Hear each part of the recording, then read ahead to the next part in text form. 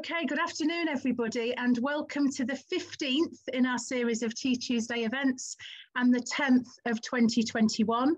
My name is Hilary Woodhead. I'm NAPA's Executive Director, and I'm delighted to host these live events, which enable me to drink tea out of my spotty mug and chat with industry experts who just happen to be lovely people. This is a free event. If you'd like to make a small donation, perhaps just the price of a cup of tea or coffee, we would be delighted. You can do that on our donate page, or Gianna's going to pop in the text to donate details there. And today I am delighted to be chatting and drinking tea with Charlotte Miller, who is the director and founder of Intergenerational Music Making. Today we're going to be discussing a topic of mutual interest, which is around intergenerational music activities and how we make it happen in care homes. So we're going to spend probably the next half hour or so chatting about this important topic. We hope that you will chat too. Please ask your questions in the chat and make your comments as we go, but we'll also take your questions at the end of our conversation. So hi Charlotte, how are you doing? Thanks for being here. Hi Hilary, thank you so much for having me. It's lovely to be here. Thank you. Have you got your tea? I have, yes. Good, good. Don't let it go cold. Do drink it as we go. So thank you for being here. Do you want to just start off by telling us a little bit about yourself and about IMM and the work that you've been focused on around the last kind of year or so? That'd be great. Oh, lovely. Well, yeah, thank you very much for having me. And I'm Charlotte, director and founder of IMM, Intergenerational Music Making. I suppose a little bit of background about myself. I have always had a passion for music, a love for music, ever since I was a young child. It's been really ingrained, I suppose, in our family. We used to sing a lot in church, at school. Several of my family members are also musicians. And there's always been kind of this element of playing in our family, playing together. I remember playing with my sister for many years. We used to play in a duo. She plays clarinet and I'm a flautist. So we were known as the Hill Sisters, and we would regularly play at events and competitions. And so it's always been, you know, in our family and really close to my heart. And I went to study at Trinity College of Music, where I studied flute with Wissam Bustani and Anne Cherry. And then leaving Trinity, I then went to teach music and perform in care homes, actually. I played in this fantastic organisation called the Bowl Balladeers, and we would travel the whole of the UK playing Victorian music, and we dress up. And it was really here that I found that music was connecting with those in care homes, those elders, and I wanted to find out more. So then I went on to study and do my MA in music therapy at Northrop Robbins. And that's really where this journey started. I worked for several years, specializing my skill and my technique and my practice in the area of pediatrics. I worked at Chelsea and Westminster for several years, and also at Northrop Robbins. And then after that, I had my two children, and sadly in our family, dementia, nearly all of the women in our family have dementia or have had dementia, and I would take my kids in to visit loved ones, and I kind of noticed, really actually taking my children into care homes, that something quite magical was happening, particularly with those clients, those residents, those elders living with dementia. And I was able to connect particularly with my grandmother, who sadly passed away, and she had dementia for many years. And it was then that I realized something, you know, when you bring the young and old together, something very magical and special happened. And then in 2018, I set up Intergenerational Music Making. And we now deliver a variety of services, projects, research, training, consultancy, and also we have our national program Together with Music, which is doing incredibly well. We launched that in December, and we now have 68,000 individuals signed up to the free site. So wow, that's amazing. That's amazing though. Just to pause there, because that is an incredible achievement, isn't it? And in what, 3 years since you set up IMM? That is That is amazing, really, Yeah. all that you've achieved. But to have that many people signed up since December, and tell us a little bit more about Together with Music, kind of where it came, how it came about, and kind of how people get involved, really. Yes, so Together with Music, it's completely free. It's a free digital platform, digital site, and the link will be put in the chat for you. So please do sign up. And it's open to everyone. We have what happens is people go onto the website, they sign up, they show that they'd like to start their intergenerational music journey. And one of our incredible Together with Music connectors will then be in touch with the care home or with the school or whatever organisation signs up. And then this connector basically is your kind of personal sort of intergenerational buddy, I suppose, that will take you through the journey. And what they will do is they will either find you a school, or they'll find you a care home, or they'll find you a hospital or sheltered accommodation. They'll match up the two groups, and then it's a very simple process of signing up, sharing your song. There's a bronze, silver and gold journey. The bronze is sharing the song. The silver is sharing a message of hope, and then the gold is meet and greet. But the connectors help the care homes help the schools in that journey. And then once they've done the meet and greet, then we sit with the care homes and we sit with the schools or the organisations, and we look at how we can then further really embed their intergenerational connections and relationship. And that might be then going on to form a hub, or do a 6 to 10 week project, or a choir or a ukulele group, whatever it is. But it's completely free. So I certainly encourage, everyone to sign up and get involved. Yeah. Absolutely brilliant. And Jen has put all the details in the chat about that, so please do. Why wouldn't you sign up? It sounds amazing. Thank you. So just kind of thinking about, we said, IMM's been up and running for 3 years. Obviously half of that time we've been significantly affected by COVID and by the pandemic. And I'm just thinking, given the current situation in the care sector, why would we prioritise intergenerational music making? What difference does it make really to care provision? Yeah, I mean, certainly, due to particularly, the current climate, like you say, Hilary, and, it has put huge strains, and pressures on and across particularly the care sector. I strongly really feel and believe that, intergenerational music activities and offerings, they can bring joy. They can bring a huge amount of happiness. They can upskill, empower staff. It can offer more community cohesion. It can advance, well-being, and all through really musical creativity. By particularly, I think, taking part in one of IMM's services, whether that's our national programme Together with Music or one of the other services we offer, there's training. Sort of being active in a project, whether that's engaging the free digital, like the program I've said, or on the site we have free enrichment intergenerational packs, toolkits, and all of that. But I think ultimately, when you bring the young and old together, it improves the mental health and well-being of both generations, but more importantly, it can support the care practice. And how we do that is the training, really, by offering training to the care home sector, skilling up care home practitioners. It not only further embeds the practice, but it improves the lives, of their residents, of their clients.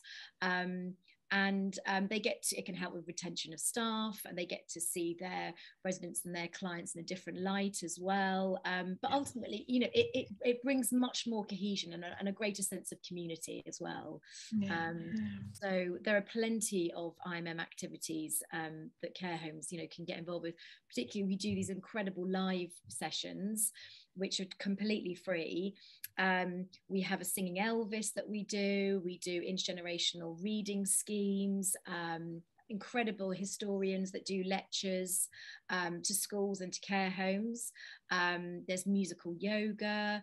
So there's also something that, you know, a care home could put on within a communal space, or whether, you know, within an individual room for a resident, that they can still feel part of something. So there's plenty of choice really, but we're very much about empowering care home staff. Yeah, absolutely. Yeah. So have you had to kind of adapt your offers over the last kind of year and a half? Have you had to do things differently? And if we obviously, we know at the moment that some care homes are still having to close their doors and lock down. How do care homes that are still struggling kind of get involved? Can you say a bit more about kind of the digital offers that you have? Yeah, I think when COVID hit, we, like many organisations, the landscape completely changed, and we had to think very innovatively, very flexibly, and very creatively. We carried out a lot of steering groups. We listened to a lot of our care homes, a lot of activity coordinators, a lot of residents. We did a huge amount of listening really to shape what they wanted, you know, and what they could manage during this time, really. So we not only created the digital site together with music, but then we also, we had hundreds of USB sticks that we were sending around the country, CDs, videos. We recorded a bank. There's a huge bank of resources on the website that they can access. We did a phone buddying scheme. We worked with the Chineke Junior Orchestra, and they were sending musical messages to those in care homes. We were doing that either on a digital platform or down the phone. What else were we doing? We were lovely. We got the kids to do loads of planting, and they were writing their favourite poems and sticking them in the plants, and we were dropping them off at care homes. So we were all, it was hands-on really. But certainly, you know, we've now found a blend between the digital and face-to-face. We're still very flexible in what we're doing. We have to be, because of the current climate still. And some of our projects, you know, usually the projects on the ground, when we're doing 6 to 10 week projects, they're face to face. So we have, you know, the children coming into a care home, or those in the care home coming out. So we've just had to talk with each institution, each organisation, what we can do. In regards to their limitations, their restrictions, and we've been very flexible. So we've just finished a project recently. We did 3 sessions in the school, and where our facilitators were in the school, and the sessions were then being projected to those on a digital platform in a care home. And then the IMM team went to the care home, and we then did it through to the school. Wow, fantastic.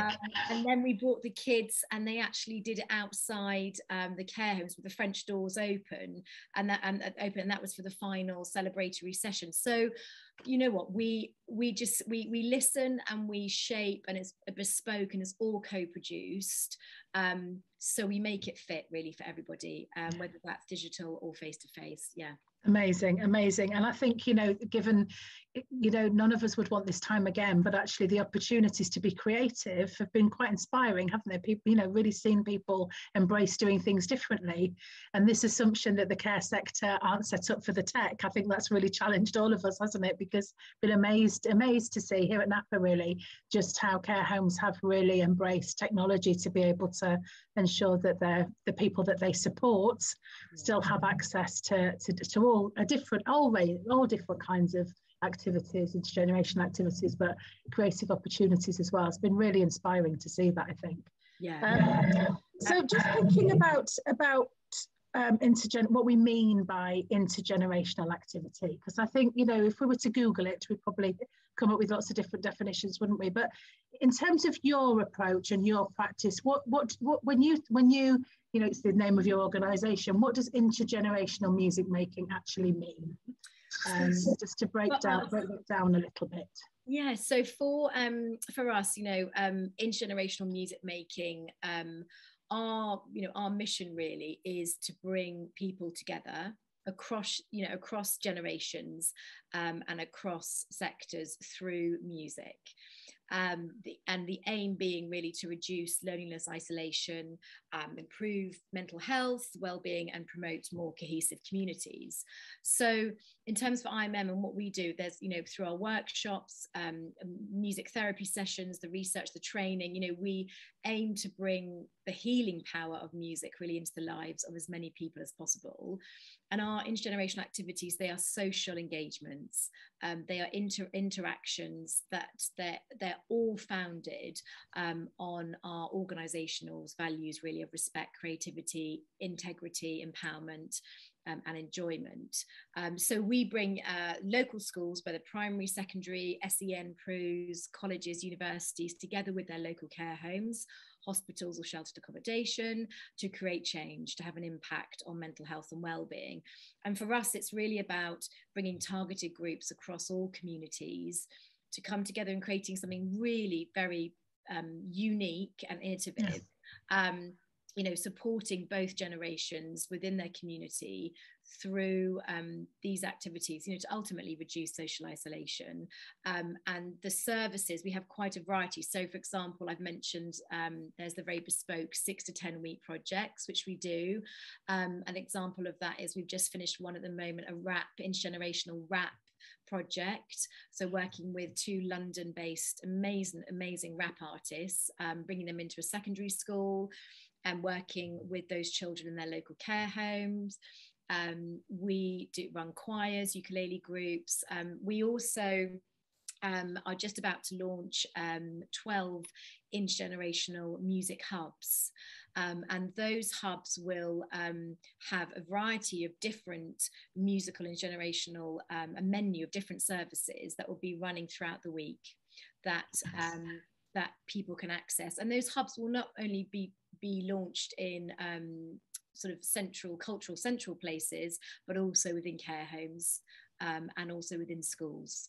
Fantastic. And how do you find the care homes? I mean, because that's quite a commitment for a care home, isn't it? To kind of, to be a hub.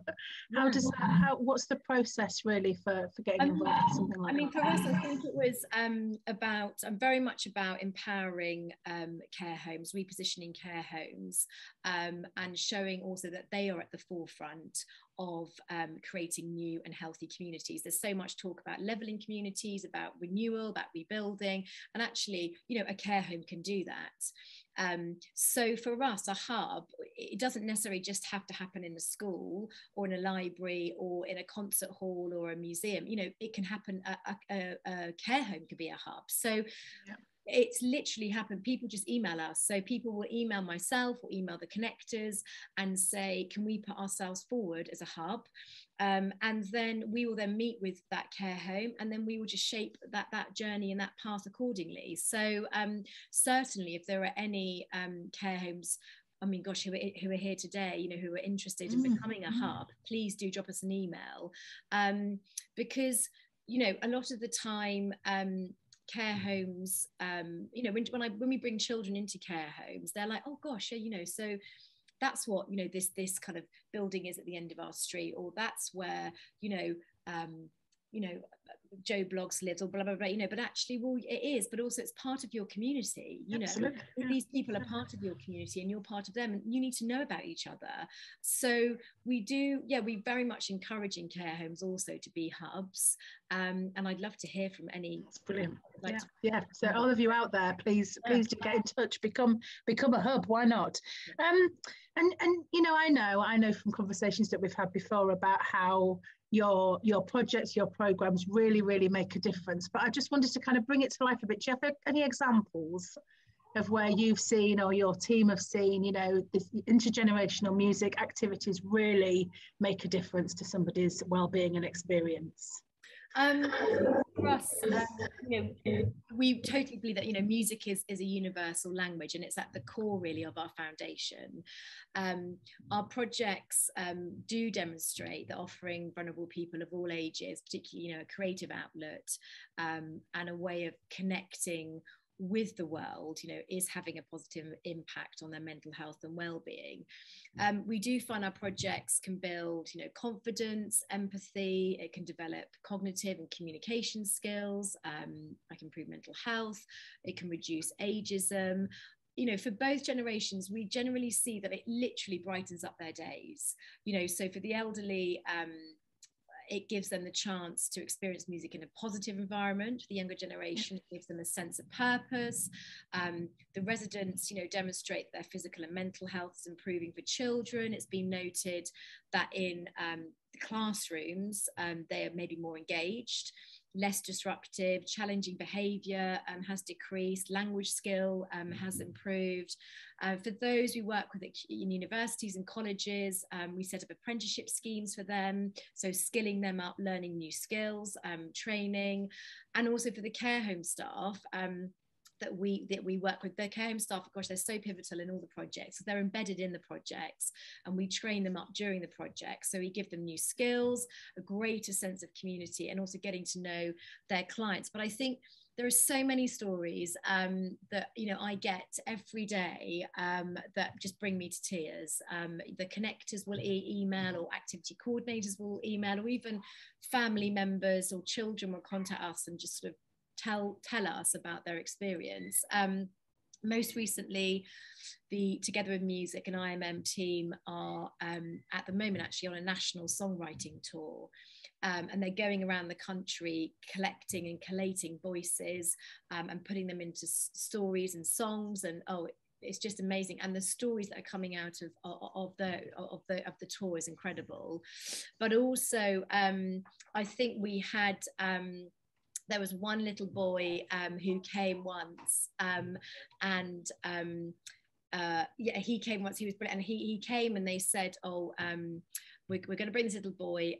He really struggles with language and communication, and he lacks, you know, in confidence and self-esteem. He doesn't talk much in class, so he was a bit reluctant about coming. Anyway, he started to come, and he would sit there quietly in the session, but he'd be observing and he'd be tapping away on the drum.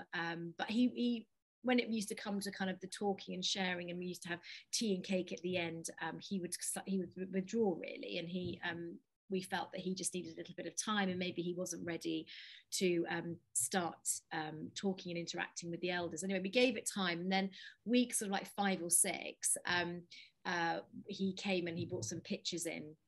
And we love this bit. So at the end of the session, we always have time for a natter and cakes and tea. And I said, was anyone having to share today? And this little boy got up and he said, I do. I'd like to talk about my cats. And he brought in these pictures of his cats, and we're all sitting there. Anyway, and I said, yes, you know, lovely, please, you know, do share with us. Anyway, and then all of a sudden he got this piece of paper and he threw it out, and he had about 30 cats on this. I remember on this piece of paper, and the elder, and we just had this session of incredible music making, and you know, and it was lovely. And then he said, I'd like to sort of, you know, talk about my cats, and we were like, okay. So we're all sitting there anyway. So he talked, and it was amazing for probably about 15 minutes, and he went through every single cat. The name, you know, what it meant to him, how they died. And you know what, and everyone was just so silent and listened, and for that moment he held the floor. He was sharing something so personal to him. There was no right or wrong. He felt incredibly safe. It was so empowering to see the little boy talk. And I think what had happened is that the session and the music making and coming each week to the safe environment had actually given him the confidence to then share such a personal story. And you know, and I was thinking, oh my goodness, we're going to be here for hours. But they didn't. I mean, the elders were like, carry on, cat number 26, you know, this is so lovely.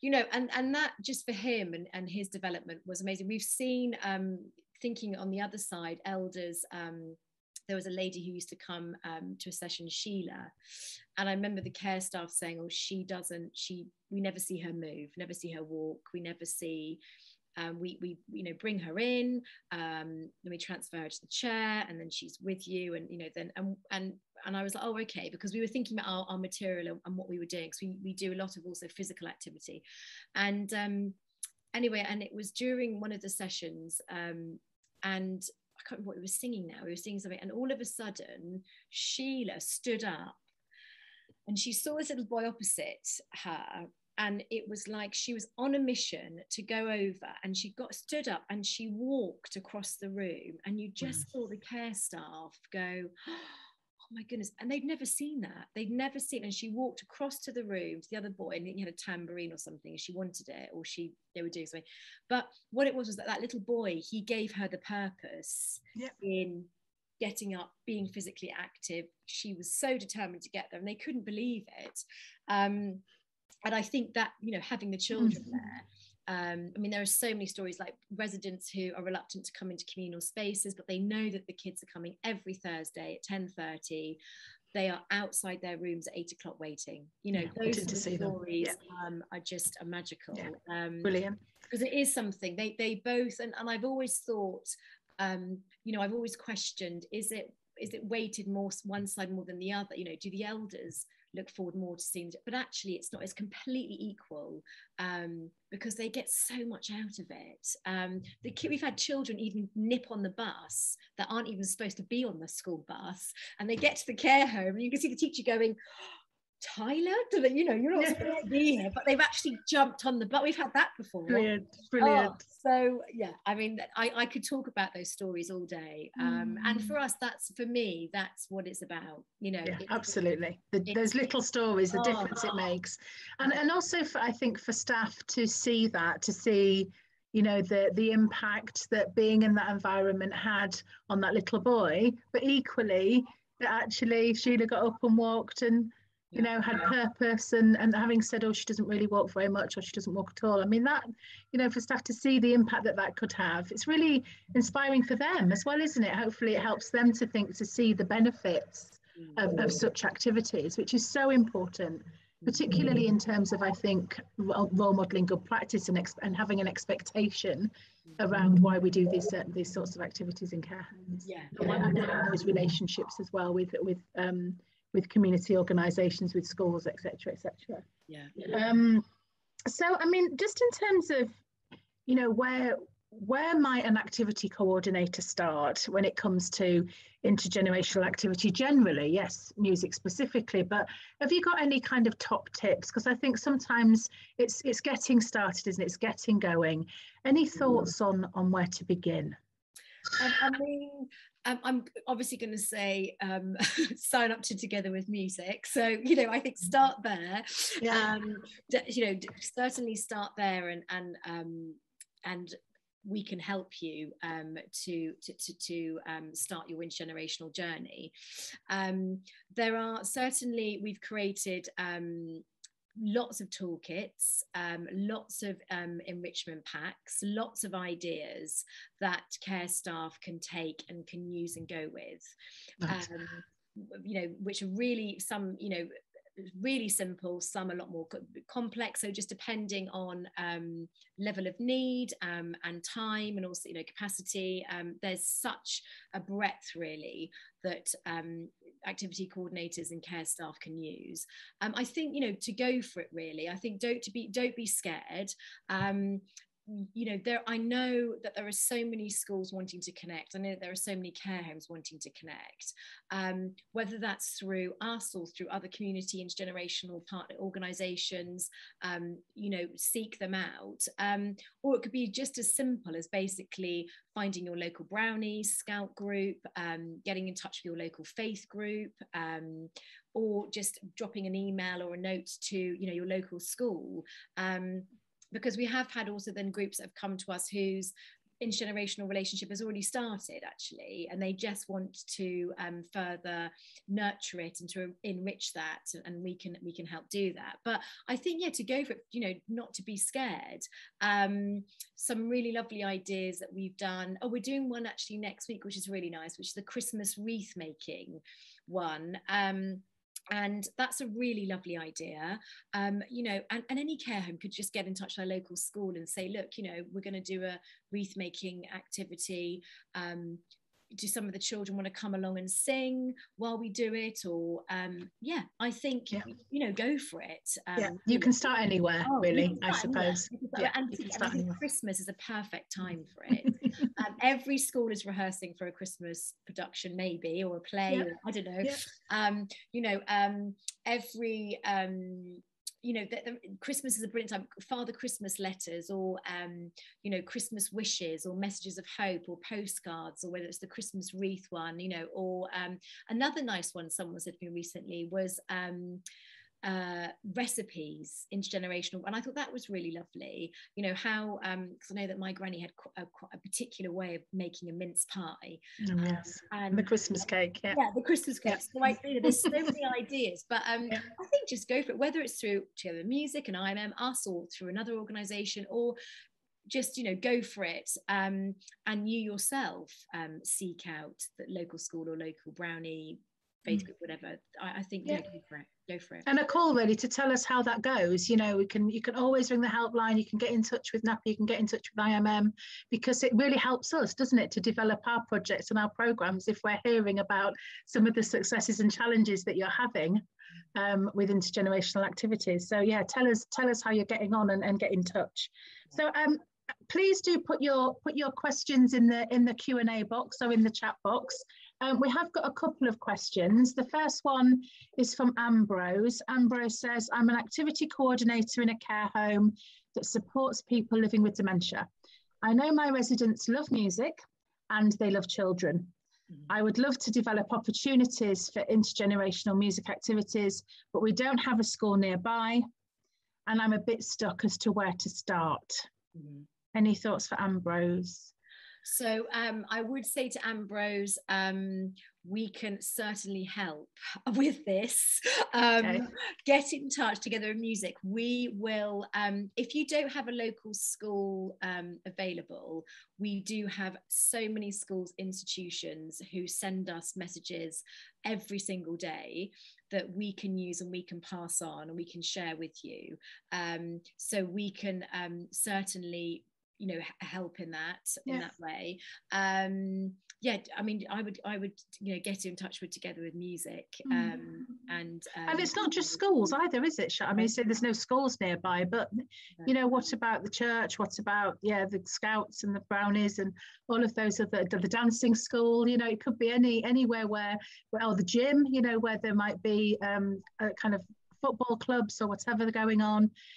Where children might be interested. It's not, I think we do think, don't we, about schools and care homes, that's the natural relationship. And of course, that's probably, in terms of the systems, are well set up to enable that to happen quite often, but that's certainly not the only network available, is it? Absolutely. I mean, creatively about groups.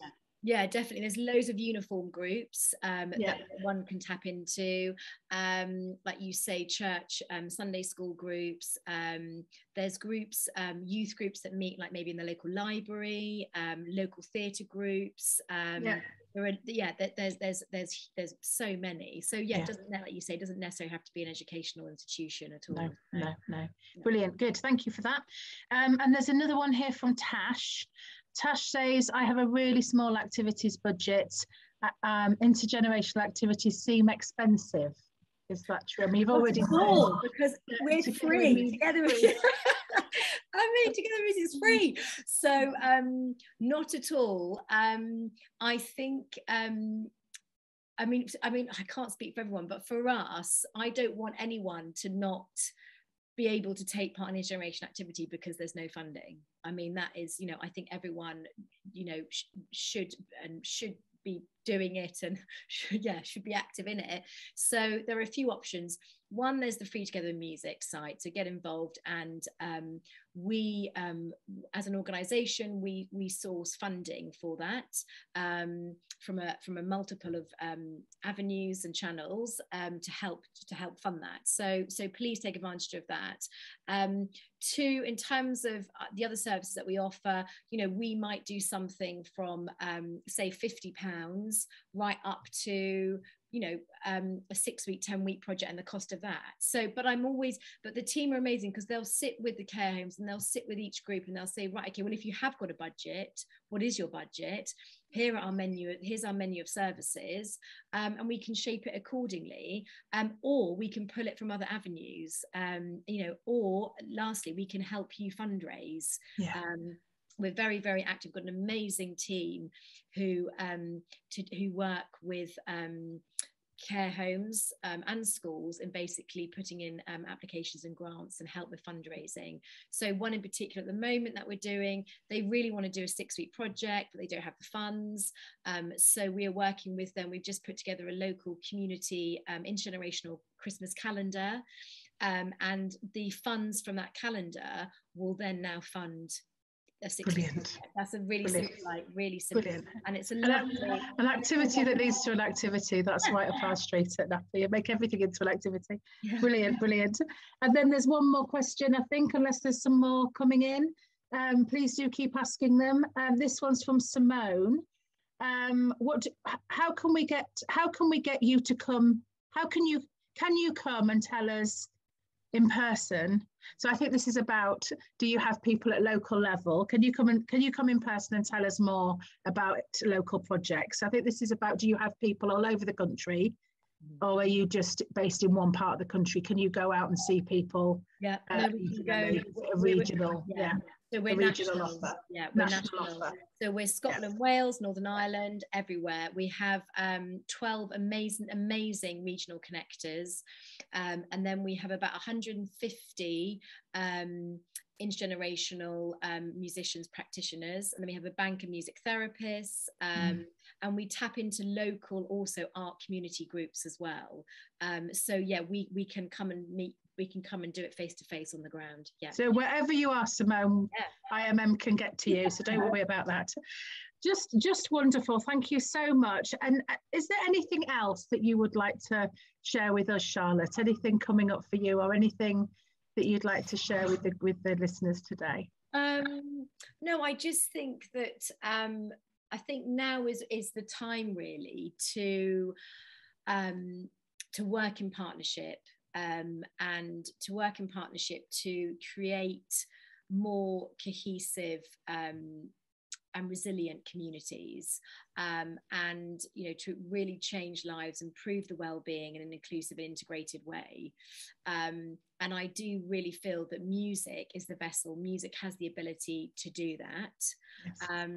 And I just, you know, I absolutely love working across the sectors, you know, care sector, arts, education, you know, it's the model that we've created is working right across the sectors. And I think now is a time for us all to come together and to create a way and you know, to improve the lives of elders, but also of the next generation.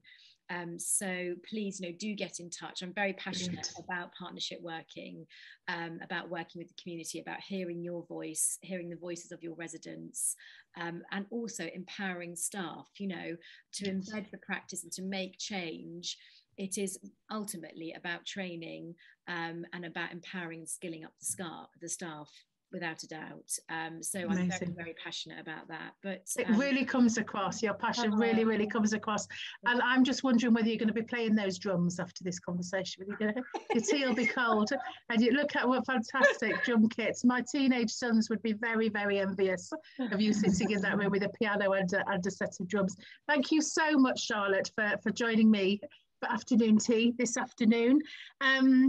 And if you were, as we've said, and it's in the chat, if you want to know more, please get in touch directly with IMM. Please get in touch with NAPA and we can put you in touch with IMM. If you are starting out with intergenerational activity of any kind, you can always ring the NAPA helpline. Our helpline manager, Natalie, she's got lots of experience of implementing and introducing intergenerational activities. So, you know, do get in touch and just let us know how you're getting on, really. And the helpline is open 9 to 5, Monday to Friday. And we've also got the Facebook closed group and the reflective practice sessions once a month as well. So please do keep in touch. Just a couple of announcements. The first one is that the October calendar is out in celebration of Black History Month. So please do join join us on Napa News and you'll get your calendar, which is completely free. And the November calendar is on its way, so that should be with you very, very soon. Do come back in November for my next Tea Tuesday conversation, where I'll be chatting to Jackie Paul about the PAL, the pool activity level, and how we can use that to ensure best practice and activity provision across the board. So do join myself and Jackie, and that's on the 2nd of November, and you can just book on the Eventbrite page as you did for today. So thanks again, Charlotte. Thank you. Lovely chatting to you. Take care, everybody, and bye for now. Bye-bye.